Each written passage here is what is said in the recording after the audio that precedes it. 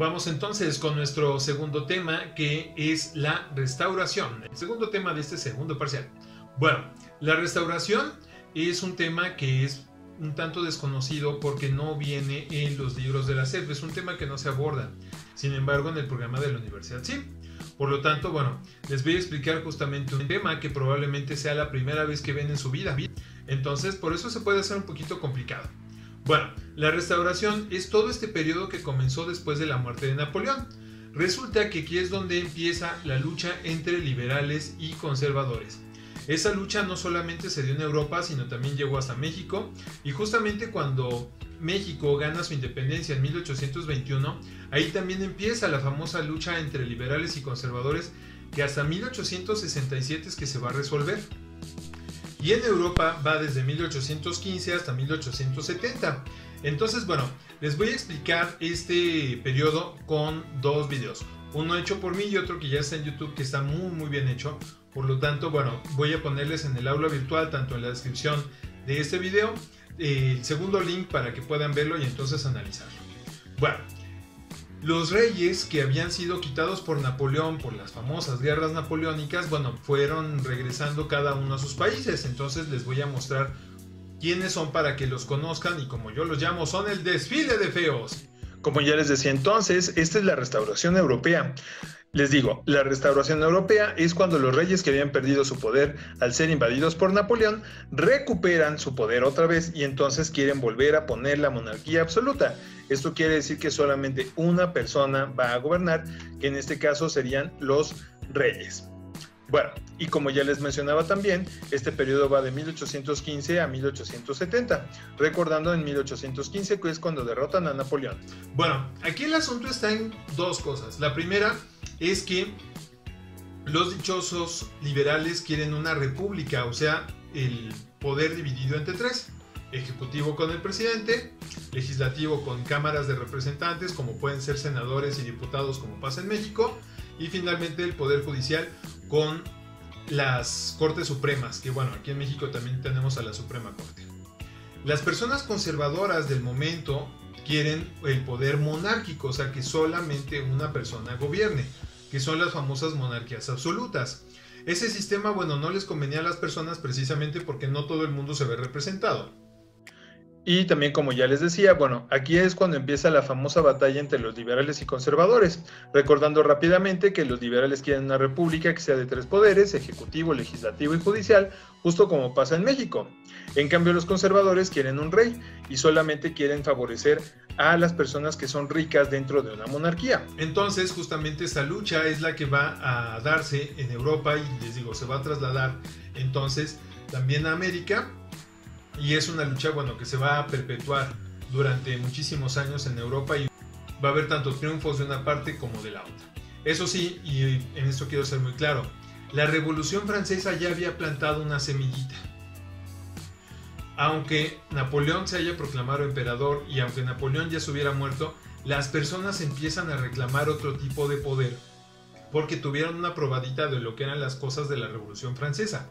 Entonces, esas ideas se van para el resto de Europa y entonces es cuando empieza, les digo, esta lucha entre liberales y conservadores. Una cosita más que van a escuchar en el segundo video es que los liberales también tienen aspiraciones nacionalistas. Recordemos que muchos países de Europa no eran una nación como tal. Recuerden que para tener una nación se necesita territorio, población y gobierno. Y el problema era el territorio. Muchos territorios todavía eran pequeños reinos, entonces había que unificarlos para entonces, ahora sí, quedar como una nación. ¿Por qué les digo esto? Muy sencillo, porque ya desde entonces se estaba planteando la idea de una guerra mundial. Y los pequeños reinos sabían que si estaban divididos en pequeños territorios, pues lo más probable es que les ganarían si es que llegara un conflicto mayor, cosa que sí sucedió. Faltaba mucho tiempo, prácticamente 100 años para eso, pero desde entonces ya se estaba fraguando la idea. Estos países entonces se juntaron en diferentes organizaciones precisamente para tratar de contrarrestar otra posible revolución como la Revolución Francesa. Por cierto, cosa que no se va a dar porque los van a intentar derrocar del poder en 1820, en 1830 y en 1848.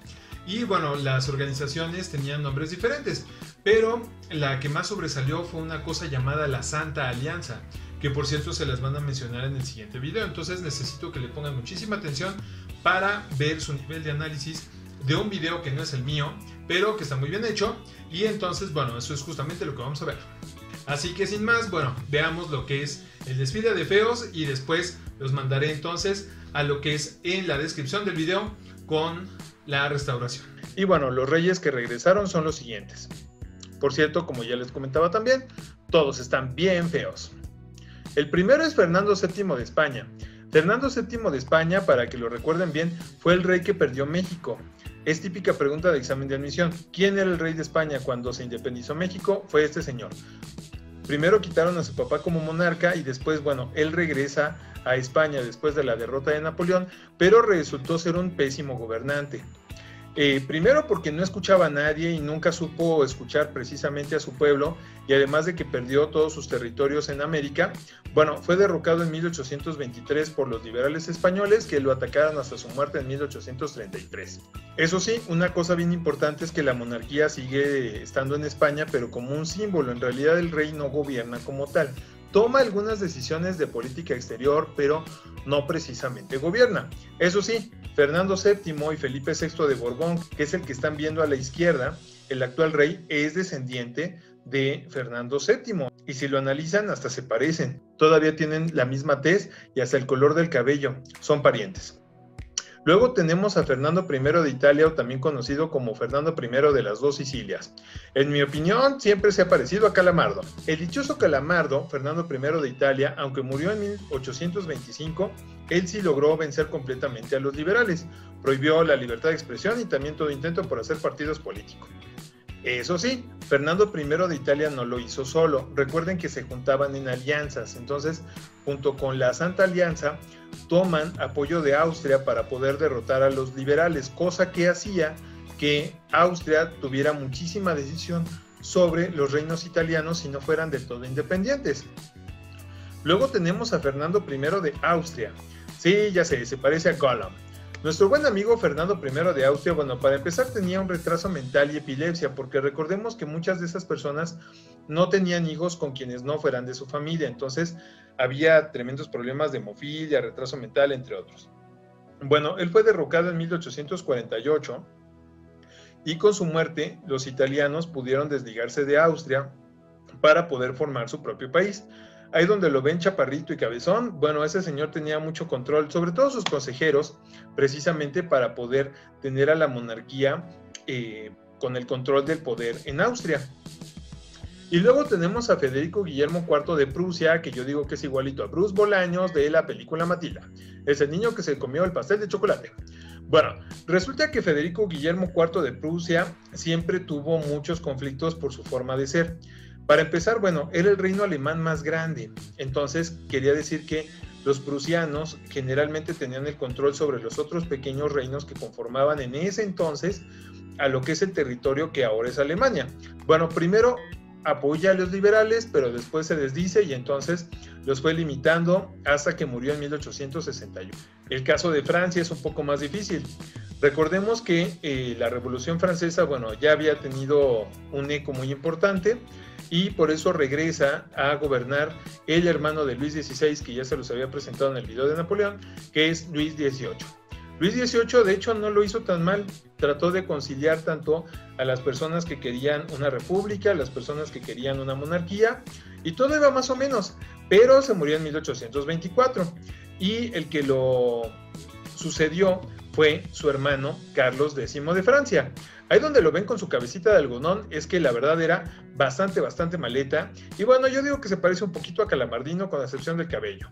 Bueno, resulta que él era el miembro del partido ultramonárquico, nunca escuchaba consejo, persiguió a los liberales con todo, y eso va a ocasionar posteriormente, bueno, de que no solamente lo derroquen en 1830, sino también que llegue un burgués a gobernar Francia, que fue el primero y el único rey de los burgueses, que se llamaba Luis Felipe de Orleans, que es un personaje que vamos a ver después.